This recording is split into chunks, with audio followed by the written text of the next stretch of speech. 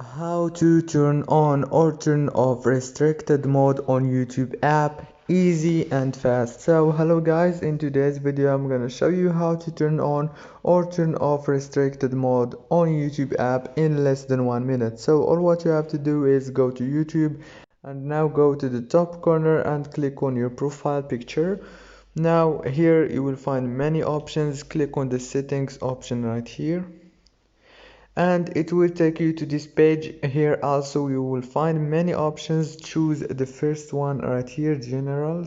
Click on general and now just go down and you will find restricted mode. You can turn it on or turn it off from here, easy and fast. If this video was helpful, please don't forget to like and subscribe, and thank you so much for watching this video until the end. See you later.